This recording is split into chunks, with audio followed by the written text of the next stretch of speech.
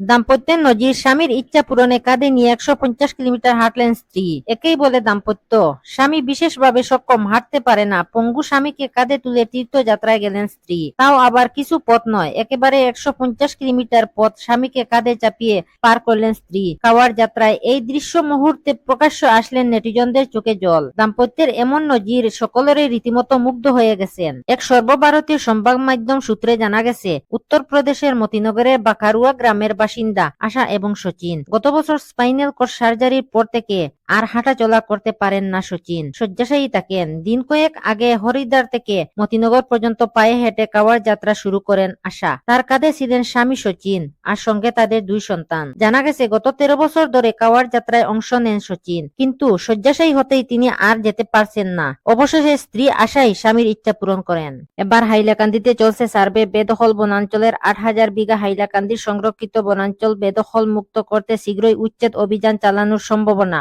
বর্তমান গারমুড়া ফরেস্ট রেঞ্জের অন্তর্গত 8টি গ্রামে বেদখলকারীদের তথ্য সংগ্রহ করতে বিশেষ সার্ভে চালানো হচ্ছে। উল্লেখ্য, হাইলাকান্দি জেলায় 2টি রিজার্ভ ফরেস্ট বা সংরক্ষিত বনাঞ্চল রয়েছে। জেলার মোট বনাঞ্চল সংখ্যা হচ্ছে 53,835 হেক্টরের মধ্যে প্রায় 8,000 বিঘা জমি জবরদখল হওয়া তথ্য রয়েছে বন বিভাগের কাছে। হাইলাকান্দি জেলা বংশমন্ডল আধিকারিক অখিল দত্ত জানান, জেলায় কাটাখালী এবং ইনার লাইন নামে 2টি রিজার্ভ ফরেস্ট রয়েছে। 2টি রিজার্ভ ফরেস্টের সঙ্গে মিজোরামের সীমান্ত রয়েছে। অসম সরকারকে কয়েক বছর পূর্বে হাইলাকান্দি জেলার সংরক্ষিত বনাঞ্চলের প্রায় 8,000 বিঘা জমি জবরদখল হয়ে যাওয়ার তথ্য প্রদান করা হয়েছে।